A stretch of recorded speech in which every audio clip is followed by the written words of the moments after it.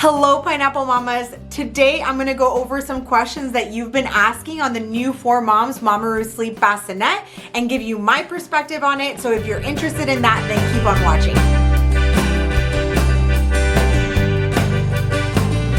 If you're new to my channel, my name's Ashley Nicole, and my channel is all about helping women through infertility and their journey to parenting. Before we get started, I just wanted to thank you for watching my videos and asking these questions. That's why I want to do this video, so that I can address them.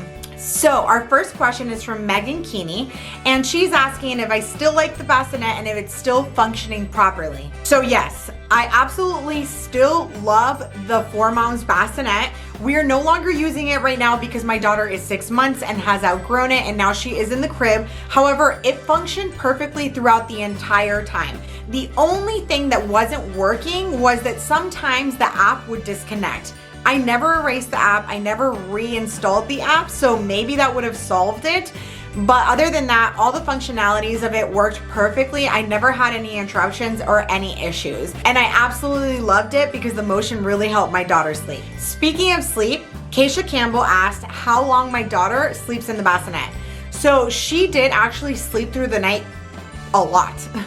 So she actually, I would say, would get about 8 or 9 hour stretches. She was still fairly little, so sometimes she would need a feeding, but for the most part, she slept completely through the night. Now, this is based on my personal experience. My daughter was formula fed at the time that she was using the bassinet, which I've heard does increase their time of sleep. Other than that though, she did have reflux and a lot of ingestion issues. So the bassinet actually really helped with that because it gave her that motion and constant rocking that she needed in order to calm herself and her body. She didn't sleep through the night every single night, but I mean, what baby does? Honestly, she just had her off nights, just like any baby. Okay, moving on. So Elizabeth Gutierrez wanted to know if the engine would overheat, causing a fire, and if that was the reason for the timer. So the timer is actually in place so that your daughter or son doesn't become dependent on the bassinet. Basically, 4Moms said that when they're younger, they only need about 4 hours of that timer, which 4 hours is the max that you can set the timer to, in order to fall asleep, and then they won't have any disruption once they fall asleep, once that timer goes off. So that timer is just in place so that they don't become dependent on it. I myself did know that it had a cooling mechanism for whenever it was off, so you would hear a little bit of a fan, which is normal. But I was concerned that maybe having the timer on all the time would also cause a fire or something like that. So I personally asked 4Moms, and this was their answer. So 4Moms says that you can use the timer consistently. It does shut off after 4 hours, so you'll have to reset it manually yourself. Speaking of the timer, TILLYOU did ask if the timer is just for the vibration or also for the rocking. So the timer is for both. The vibration and the rocking, as well as the sound, are all together in one timer. So you can individually turn off the timer, the vibration, or the rocking and just leave individual ones on. But if you want to have them all on a timer, then it would all go off together. I'm gonna go ahead and link my playlist up above of my 4Moms mamaRoo Sleep Bassinet reviews, because there are 3 videos in there that go a lot more into detail. Okay, next question. So Selena Diaz wanted to know if I recommend just buying the bassinet and skip buying the crib. I don't recommend skipping the crib, but you can just use the bassinet in the beginning and then invest in a crib later. You don't need a crib until you plan to put your baby in a crib. So I would just recommend you can get the bassinet in the beginning, and then later on when you're looking to transition into the crib, then you can purchase the crib. I, however, would not say for you to completely skip the crib, because the bassinet is only meant for a certain weight up to 25 pounds, and once baby can prop themselves up, you are supposed to take them out. It also doesn't leave too much room for rolling around, so when your baby outgrows the bassinet, you're definitely gonna need a crib later on. Okay, this next question is super popular. So Bubby's Way wanted to know if I have found any sheets for the 4Moms bassinet. I have. It does come with 1 sheet. However, we all know that we need more than 1 sheet. So what I did was that I used my Halo sheets from my Halo bassinet that I previously had, and they fit perfectly. Maybe they were maybe half an inch too big, but I would basically just tuck in the corners. It's not like it was ever loose and my daughter was gonna you know, get it in her mouth or anything like that. By no means was it like that. It just wasn't perfectly taut. So I also purchased some on Amazon. I'm gonna go ahead and link that down below because these sheets are gonna fit really, really well. By the way, if you're liking this video, go ahead and click that thumbs up.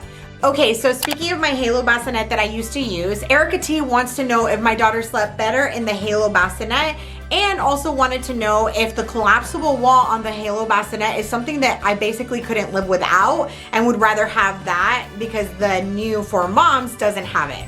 So my daughter really slept so much better in the For Moms bassinet. She really liked that constant movement. It rocked her to sleep. And even sometimes when she woke a little bit in the middle of the night, it would rock her back to sleep without me having to get up, which was a huge thing. And I never used the collapsible wall when it came to the Halo bassinet. Even though I did breastfeed in the beginning, I would just always take her out and then sit down with her and breastfeed her. So I never would really collapse it. I also didn't have it right on my bedside, so it wasn't necessary for me because I would get up and grab her.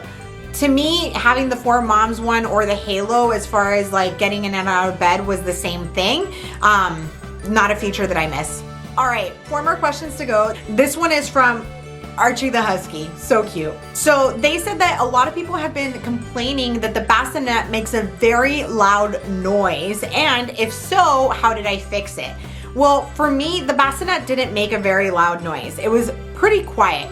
Yes, you can definitely hear the mechanisms moving and rocking the bassinet.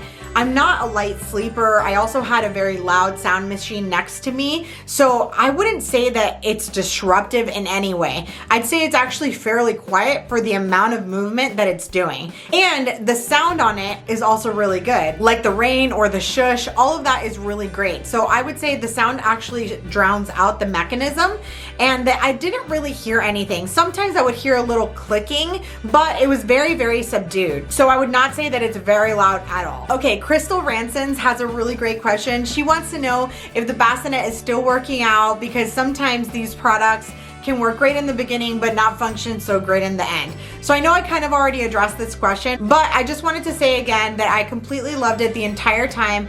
It continued to function perfectly for me, except for the app sometimes going in and out. And honestly, I wish For Moms would make a crib that moved like that. No joke.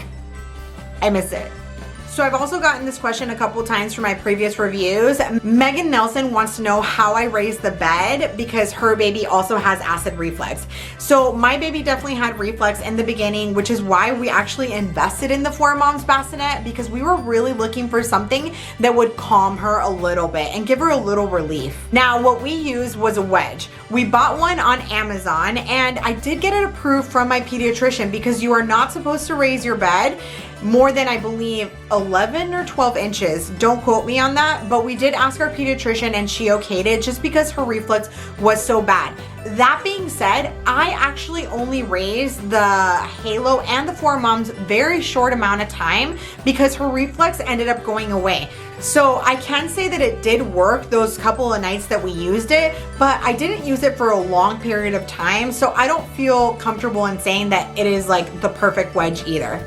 All right, this last question I really wanted to address because for me, it was a big one. It was something that I was really wondering and nobody had answered. So this question is from Ron Khalil, and I hope I didn't mispronounce your name. Sorry if I did. But she wants to know if the Owlet sock worked with the For Moms bassinet.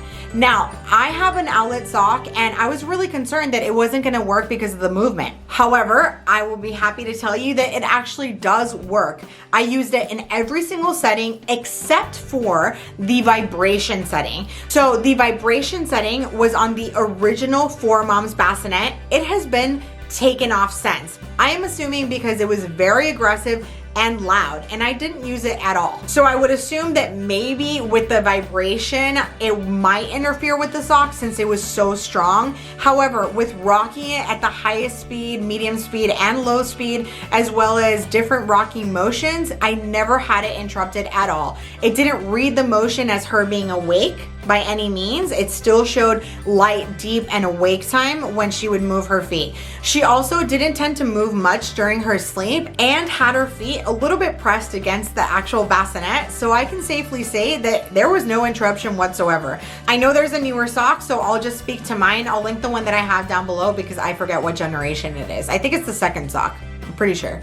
I'll put it here. So if you have an Owlet sock and you're thinking of buying the 4 moms, I would say go for it. Okay, mamas, thank you so much for watching. If you have any additional questions, go ahead and leave it in the comments down below. And don't forget to follow me on Instagram at pineapple.mamas. And also, I would love for you to subscribe to our Pineapple Mamas tribe, where we're women supporting other women. As always, stay hopeful and stay happy. I'll see you in my next one.